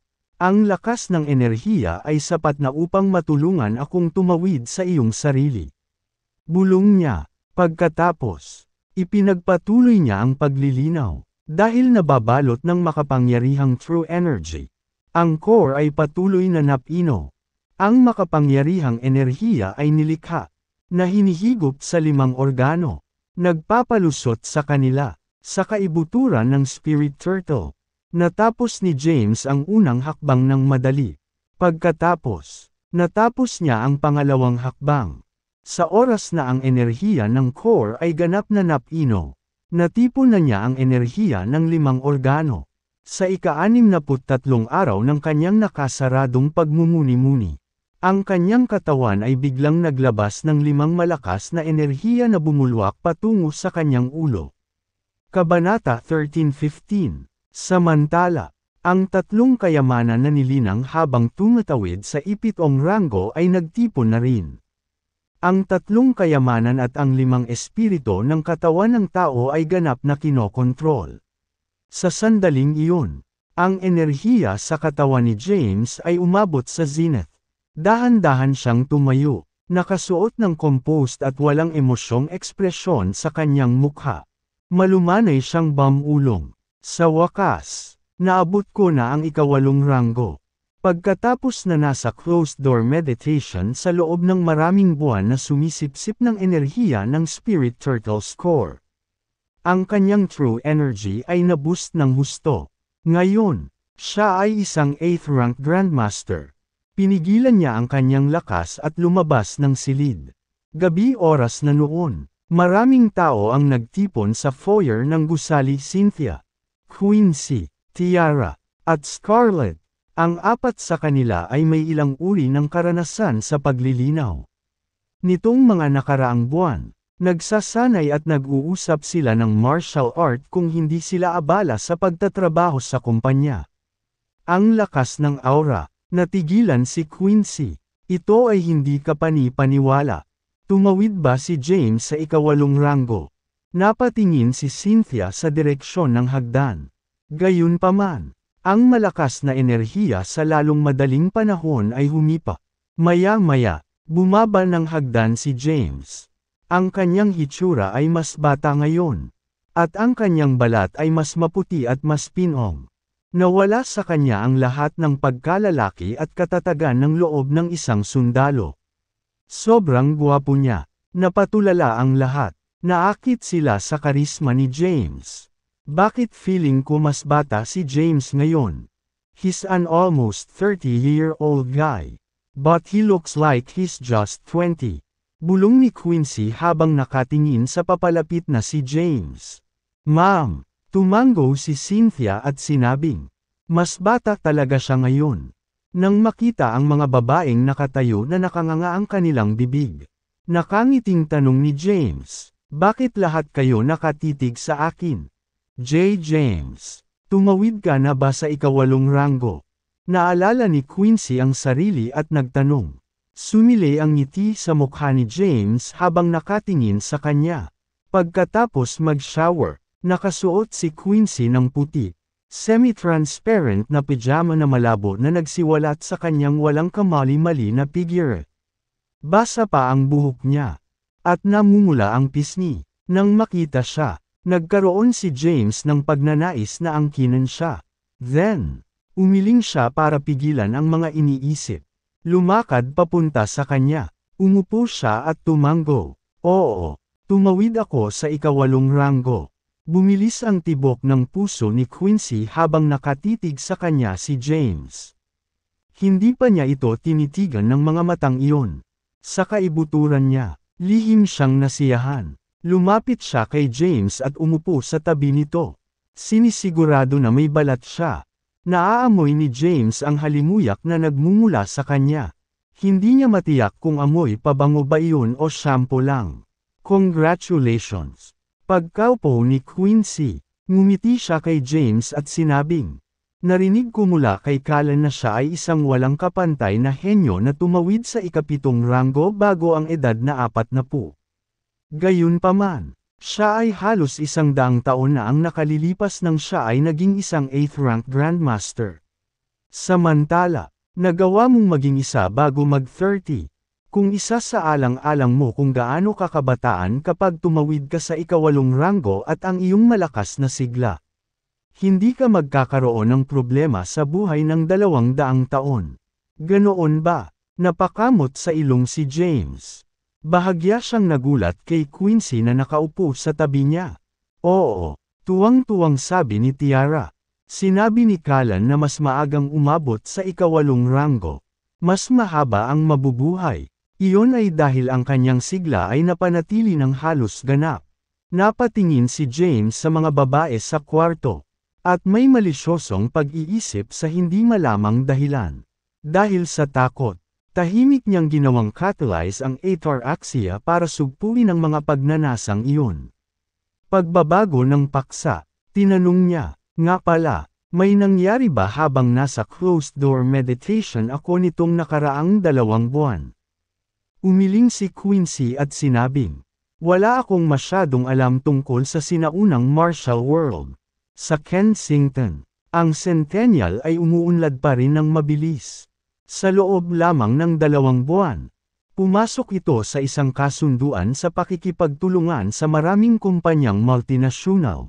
Bagamat lumalawak pa ang Masaye, medyo malayo kami sa Centennial. Ma'am, tumango si James.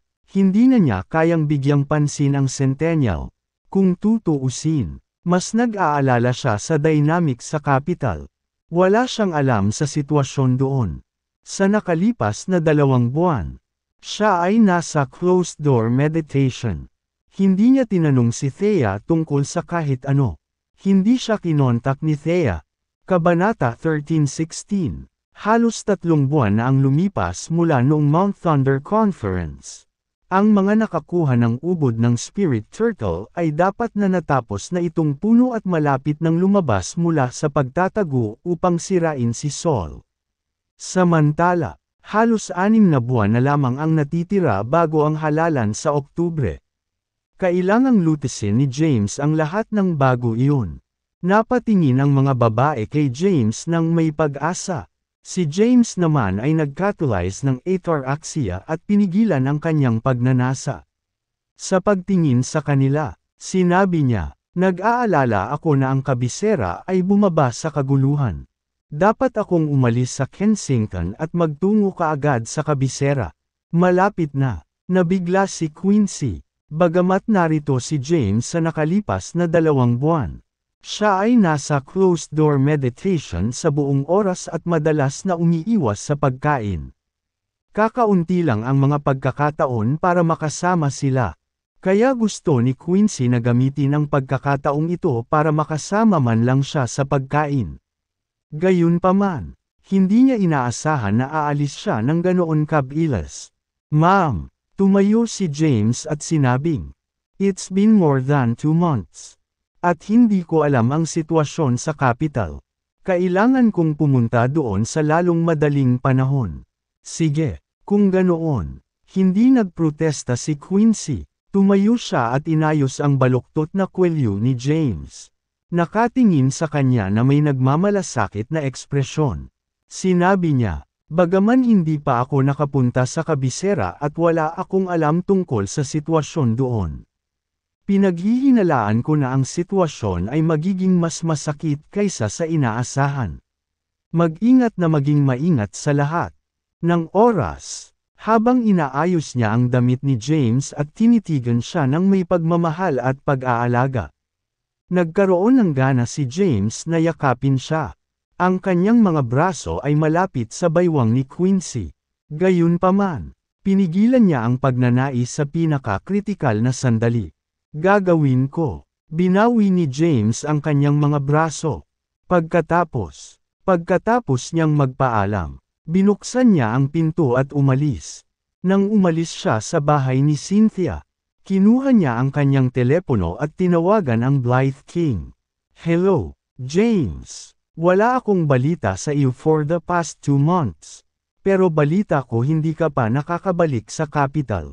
Anong pinagkakaabalahan mo? Sabi ng Blythe King. Sumagot si James. Naka-closed-door meditation ako sa nakalipas na 2 buwan at hindi ako nakikipag-ugnayan sa labas ng mundo. Ngayon, kailangan kong magmadali papunta sa capital. Pakiusap ayusin ang isang pribadong eroplano para sa akin. Sinabi ng Blythe King. Oo naman. Walang problema. Pagkatapos ibaba ang telepono, nagtungo si James sa rehiyon ng militar. Sabay tawag niya kay Thea. Sa isang patio sa kabisera. Ito ay isang patio na binili ni Thea pagkarating sa kabisera. Siya ay naninirahan doon sa nakalipas na 2 buwan. Habang nagpapahinga siya sa sofa, tumunog ang phone niya. Nang mapansin na asawa niya ang tumawag, Sinagot niya ang tawag at binati sa malambing na boses. Darling, tanong ni James. Thea, bakit hindi mo man lang ako makontak for the past 2 months? Kumusta ang sitwasyon sa kabisera ngayon? Sagot ni Thea, it's complicated. Darling, napino mo na ba ang ubod ng spirit turtle? At saka, iniwan mo na ba ang iyong closed-door meditation? Oo, meron ako. Pupunta ako ngayon sa rehiyon ng militar para sumakay ng pribadong eroplano patungo sa kabisera. Napatingin si Thea sa oras. 11:00 na ng gabi. Kailangan ni James ng 2 oras para makarating sa kabisera. Kensington, sasabihin ko pa sa iyo ang tungkol dito pagdating mo. Nakuha ko. Binaba ni James ang telepono. Samantala, casual na tinabi ni Thea ang kanyang telepono. Kumatok. Kumatok. Kumatok. May kumatok sa pinto. Come in. Sabi ni Thea habang nanlamig ang mukha. Pagkatapos, binuksan ng isang lalaki ang pinto at pumasok. Nakasuot ng itim na kapote at nakakatakot na mukha. Lumuhad siya sa sahig. Guro. Kabanata 13:17. Malamig na tanong ni Thea. Kumusta ang sitwasyon? Guro, bukod sa Ancient Four, the Blithies, the Lows, the Sylvan Sect, the Heaven and Earth Sect, the Mount Thunder Sect, the Five Swirling Blades Sect, at ang iba pang makapangyarihang pamilya at sekta, niligawan namin ang iba pa. Sa tabi namin, sa teknikal na paraan, kaming Celestial Sect ay may bahagi ng sinaunang martial world sa aming panig. Ma'am, bahagyang tumango si Thea, hindi siya tumamlay sa nakalipas na 2 buwan. Tinakat niya si Luca na bumalik sa Southern Ridge. Pinasuko ang maraming makapangyarihang outlaw at pariah, at lihim na itinatag ang Celestial Sect. Sa nakalipas na 2 buwan, ang Celestial Sect ay lalong lumakas. Sinimulan nitong supilan at sakupin ang maraming makapangyarihang pamilya at sekta. Ang lalaking nasa harap niya ay ang deputy sect leader ng Celestial Sect. Lumuhad siya sa harap niya. Nagtanong siya, Guro, pakibigay sa akin ang iyong susunod na tagubilin. Sabi ni Thea, bukod kay Luke John Owen, wala na bang ibang 8th rank Grandmaster na nagpakita ng kanilang sarili mula noong labanan ng Spirit Turtle sa Mount Thunder Conference?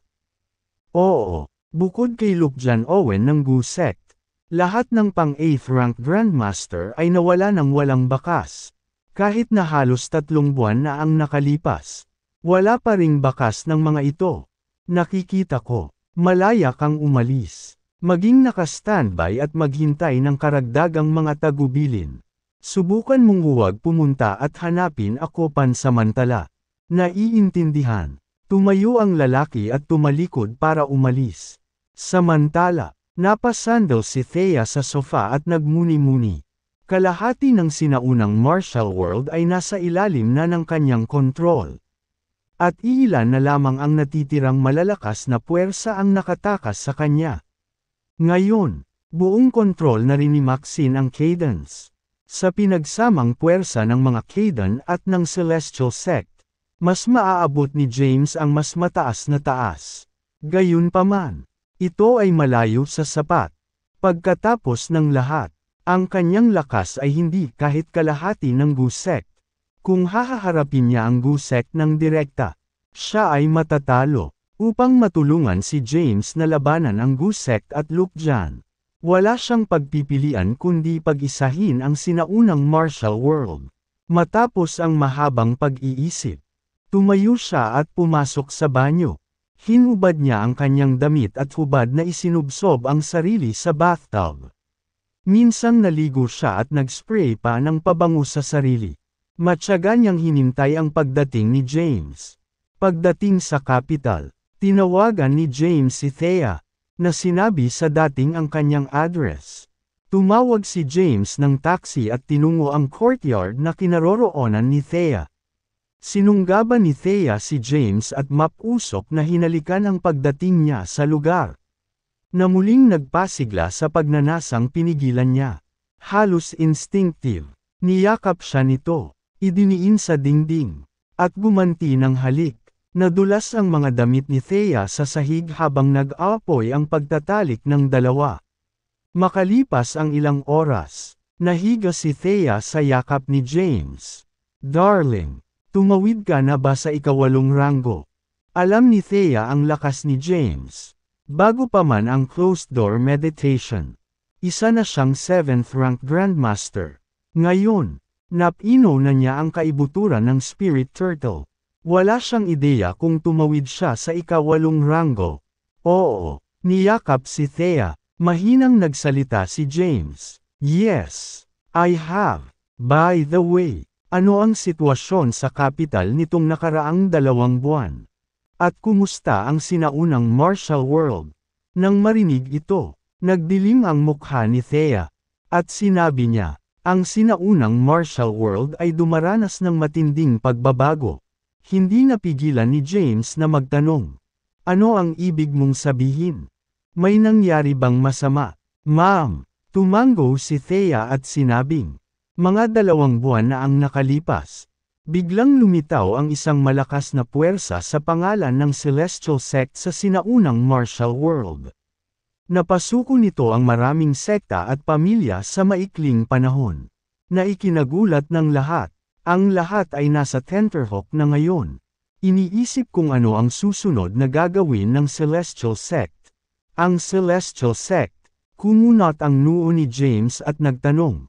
Ano sila? Umiling si Thea, hindi ko rin alam. Nabalitaan ko lang na ang Celestial Sect ay binubuo ng maraming kilalang Grandmaster. Gayunpaman, dahil lahat sila ay masama at kontrabida. Sila ay tinugis ng virtuous faction. Ngunit sa hindi malamang dahilan, may nakapagpangkat sa kanila at bumuo ng Celestial Sect. Kabanata 13:18, ipinaliwanag ni Thea ang Celestial Sect. Ngunit nang harapin ang tanong ni James tungkol sa bagong tatag na sekta, nagkunwari siyang kamangmangan. Malungkot ang ekspresyon ni James. Walang magandang lalabas sa Celestial Sect. Na lumitaw nang wala saan. Pagkaraan ng ilang sandali, nagtanong siya, may iba pa bang balita sa sinaunang martial world bukod sa bagong tatag na Celestial Sect? Iyon lang. Patuloy ni Thea, bukod kay Lukjan Owen. Ang lahat ng iba pang 8th rank Grandmasters na lumabas sa Mount Thunder Conference ay matagal nang hindi nagpakita ng kanilang sarili. Sa pamamagitan ng paraan, ang kasalukuyang sitwasyon sa kabisera ay malungkot. Natigilan si James habang nagtanong. Ano ang sitwasyon sa capital? Ayon sa impormasyon ni Maxine, dumating si Lukjan sa kabisera 1 buwan na ang nakakaraan at nagsimulang makialam sa mga gawain sa labas ng mundo. Nagtatag siya ng isa pang pamilyang Owen, na naging kasangkot sa maraming negosyo. Medyo nasira ang interes ng Ancient Four. Tsaka, huminto siya habang nagpatuloy. Si Maxine na ngayon ang pinuno ng pamilya ng mga Kayden. Dapat kong sabihin na siya ay gumagawa ng mahusay na trabaho sa linya ng Kaydens. Si Maxine na ngayon ang pinuno ng pamilya ng mga Kayden. Nang marinig ito, natigilan si James. Hindi niya inaasahan na si Maxine ang magiging padre de pamilya ni Kayden. Ma'am, nagsalita si Thea sa malambing na boses. Bagaman hindi siya makapangyarihan, magaling siyang pamahalaan ang pamilya. Siya nga pala, may balita ba tungkol kina Bennett at Tobias Kayden? Hindi pa.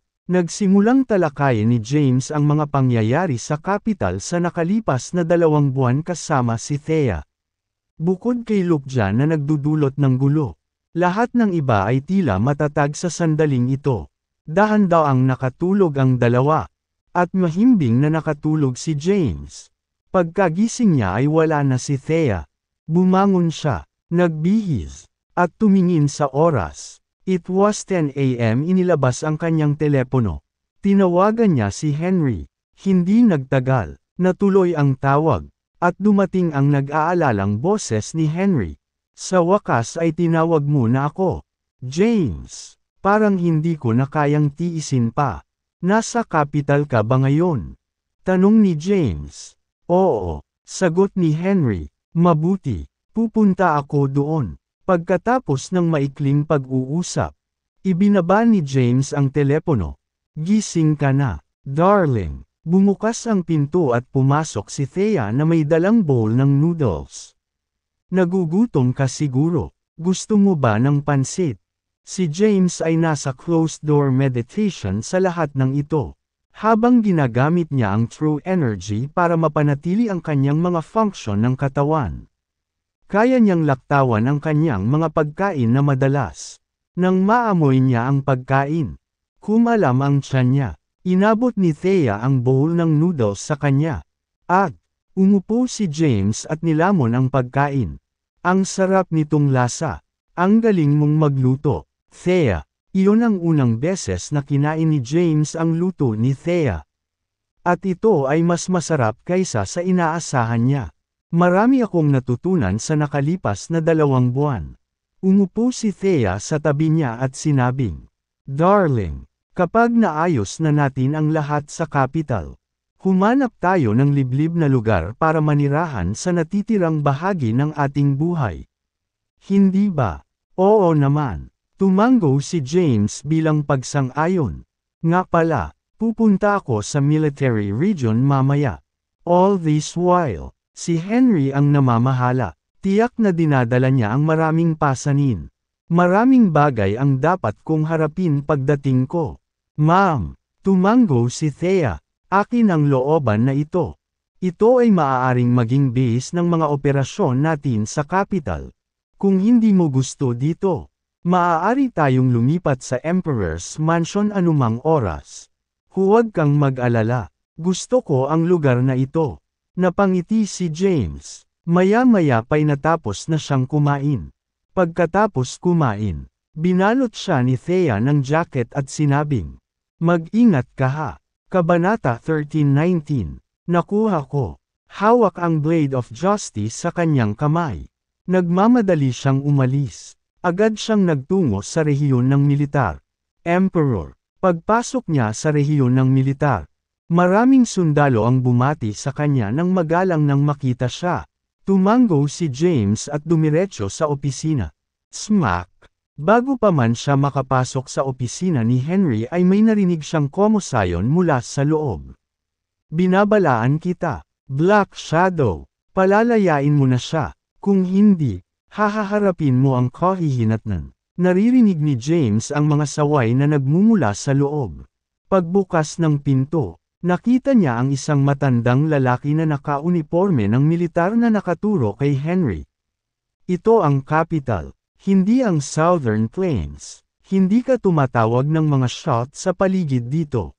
Si Henry, na hindi nang ahas na magbitaw ng kahit isang salita bilang ganti, ay tumayo at magalang na binati si James nang mapansin ang kanyang pagdating. Emperor, wala akong pakialam kung nandito si James. Pakawalan mo na siya, malamig na sabi ng matanda. Ganoon ba? Walang ganang sabi ni James. Lumingon ang matandang lalaki. Nang makita niya si James, sumigaw siya, dumating ka sa tamang oras. Bitawan mo kaagad si Halvor Tocsin. Si Halvor Tocsin ay ang patriarch ng mga Tocsin. Kanina pa, nadatna ni James ang pamilya Tocsin dahil sa usapan ni Delilah Kimberly at dinukot si Halvor. Kahit na gusto niyang gumawa ng isang hakbang laban sa kanya, ang sunod-sunod na mga kaganapan ay humadlang sa kanya mula sa paggawa nito. Dahil dito, maaari lamang niyang aipakulong si Halvor sa isang piitan. Napatingin si James sa matandang lalaki sa harapan niya. Nakasuot siya ng uniporme ng militar at 5 star na badge sa kanyang balikat. Nakilala siya ni James. Ang matandang lalaki ay nakikipag-date kay Emperador at Commander-in-Chief ng Red Flame Army na humawak sa posisyon bago si Theodore Johnston. Matagal na siyang nagretiro pagkaraang tumanda. Gayunpaman, kahit wala na siya sa posisyon, kilalang tao pa rin siya sa militar. Yasir Parker, anong ginagawa mo dito? Nakatingin sa kanya, malamig na sinabi ni James. Kung hindi ako nagkakamali, dapat almost 90 years old ka na. Ano ang ginagawa mo dito kapag i-enjoy mo ang iyong pagre-retiro? Nakatayo sa gilid si Henry. Bagamat gusto niyang tumawa, kailangan niya itong pigilan. Si Yasir ay dating commander. Kaya't si Henry ay hindi nang ahas na magbitaw ng kahit isang salita kapag nahaharap sa pagsaway. Sa lahat ng ito, pinipilit siya ni Yasir. Walang choice si Henry kundi iwasan siya kahit anong mangyari. Ngayong nakabalik na si James. Nakahinga siya ng maluwag. James, bitawan mo agad si Halvor. May mga taong hindi mo kayang guluhin. Malamig na banta ni Yasir. Hindi ka tumatawag ng mga shot sa paligid dito. Sabi ni James na walang pakialam. Maraming krimen ang ginawa ni Halvor Tuxen. Hindi ko na siya pakakawalan bago matapos ang investigasyon. Mr. Parker, mangyaring bumalik ka agad. Kapag natapos ko na ang pagsisiyasat sa bagay na ito, bibisitahin kita ng personal at ipapaalam sa iyo ang resulta.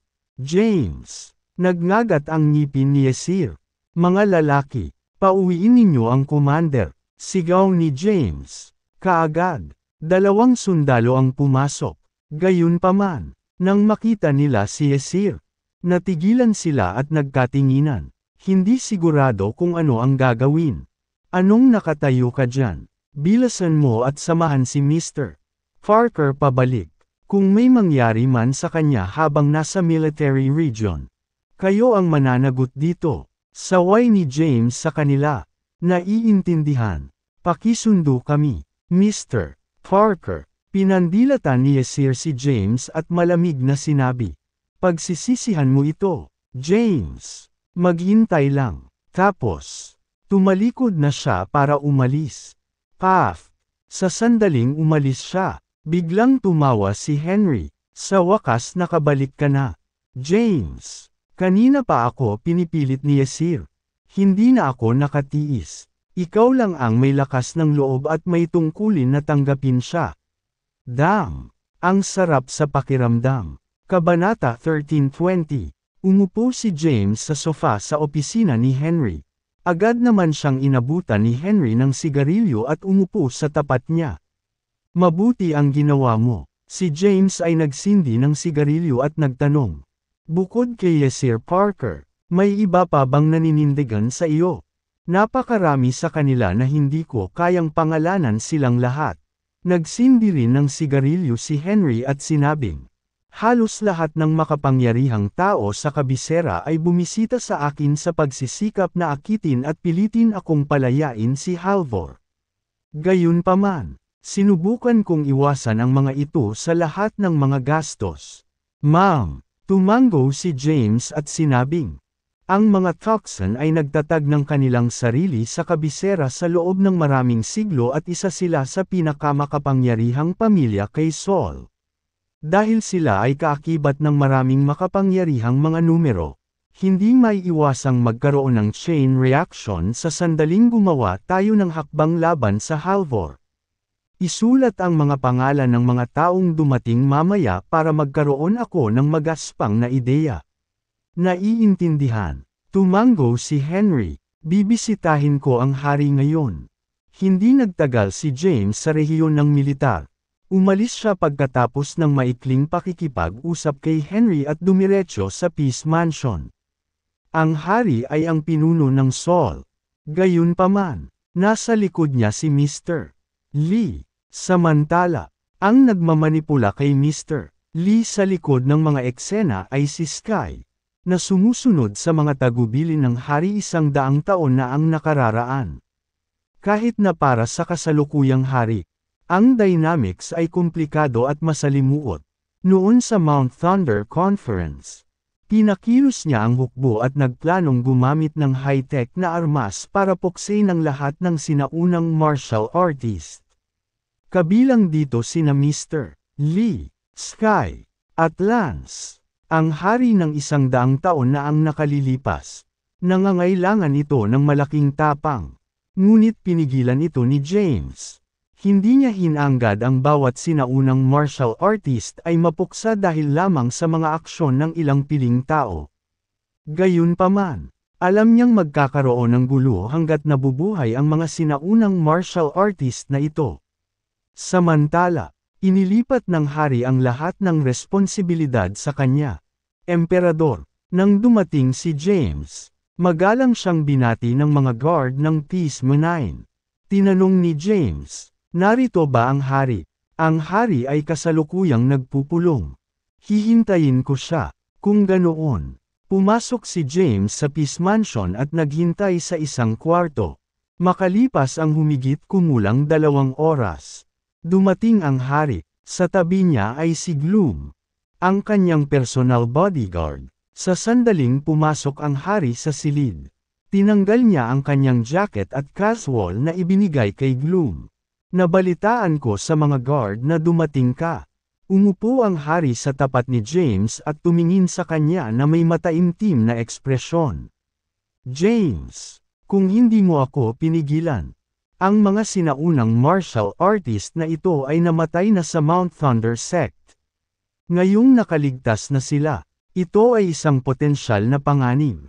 Alam ko, bahagyang tumanggo si James. Sa iyong pananaw, lahat sila ay nararapat na mamatay. Gayunpaman, hindi lahat ng nasa Mount Thunder Sect ay karapat-dapat na mamatay. So anong plano mo ngayon? Tumingin ang hari kay James at sinabing, magre-retiro na ako sa kalahating taon. Bago ako magretiro at kunin ng bagong hari ang kanyang posisyon, kailangan kong lutisin ang mga bagay na ito. Bukod sa, ikanaway ng hari ang kanyang kamay. Agad na lumapit si Gloom sa kanya at inabot sa kanya ang isang litrato. Kinuha ito ng hari at ibinigay kay James. Tinitigan ng mabuti ni James ang larawan. Makikita ang isang chubby 40-year-old na lalaki na nakasuot ng gray suit. Masigla at masigla, nagsuot siya ng isang mahabagin na ngiti. Sino siya? Nagtatakang tanong ni James. Ipinaliwanag ng hari. Ang kanyang pangalan ay Jordan Holden. Isang gobernador ng isang antas-isang lungsod. Sa unang bahagi ng taong ito, siya ay inilipat sa kabisera at siya na ngayon ang pinuno ng Departamentong Pampulitika. Iyan lang ba?